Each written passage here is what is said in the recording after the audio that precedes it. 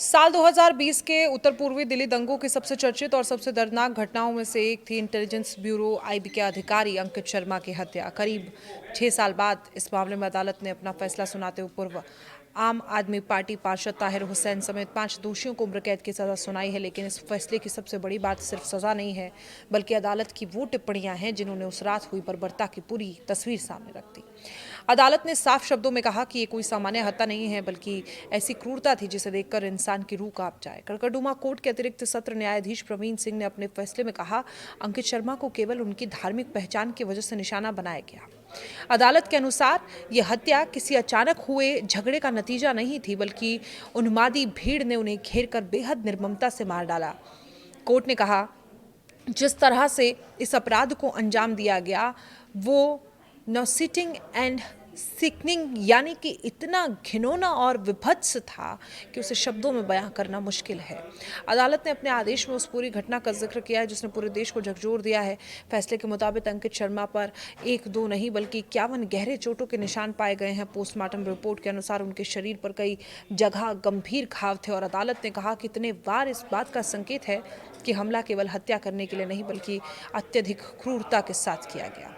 Court ने यह भी कहा कि हत्या के बाद जिस तरह शव के साथ व्यवहार किया गया किसी भी सभ्य समाज को शर्मसार करने वाला है। अभियोजन के अनुसार अंकित शर्मा के गले में कपड़ा बांधकर उनके शव को घसीटा गया और फिर एक गंदे नाले में फेंक दिया गया। जब शव बरामद हुआ तब उनके शरीर पर केवल अंडरवियर था और बाकी कपड़े फटे हुए थे। अदालत ने कहा कि शव के साथ ऐसा व्यवहार किसी इंसान के साथ नहीं बल्कि किसी जानवर के साथ किए जाने जैसा है।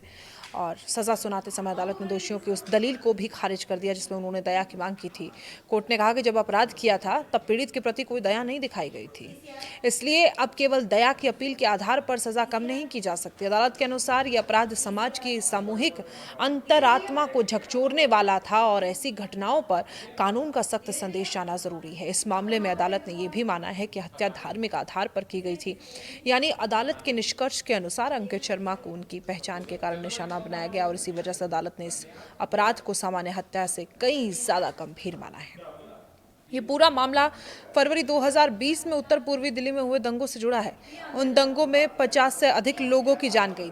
सजा सुनाते समय अदालत ने दोषियों की उस दलील को भी खारिज कर दिया है जिसमें उन्होंने दया की मांग की थी। कोर्ट ने कहा कि जब अपराध किया गया तब पीड़ित के प्रति कोई दया नहीं दिखाई गई, इसलिए अब केवल दया की अपील के आधार पर सजा कम नहीं की जा सकती।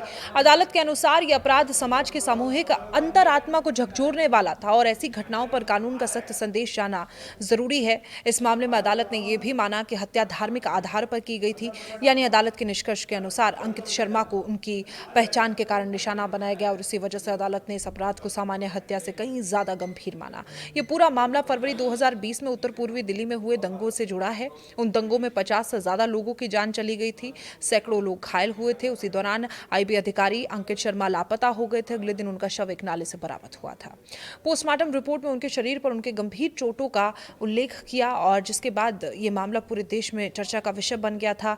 अभियोजन पक्ष ने अदालत में दावा किया कि ताहिर हुसैन के घर और उसके आसपास बड़ी संख्या में लोग जमा थे और वहीं से हिंसा को अंजाम दिया गया। लंबी सुनवाई, गवाहों के बयान, फोरेंसिक साक्ष्य और अन्य सबूतों के आधार पर अदालत ने ताहिर हुसैन समेत 5 लोगों को दोषी ठहराया और अब उन्हें उम्र कैद की सजा सुनाई गई। इस फैसले के साथ अदालत ने ये संदेश देने की कोशिश की है कि भीड़ को हिंसा, सांप्रदायिक नफरत और बर्बर हत्या जैसे अपराधों के प्रति न्यायपालिका किसी भी तरह की नरमी नहीं बरतेगी। अदालत का मानना है कि कानून का उद्देश्य केवल दोषियों को सजा देना नहीं बल्कि समाज में ये भरोसा कायम रखना है कि ऐसी क्रूर घटनाओं के लिए जवाबदेही तय होगी और न्याय भी मिलेगा।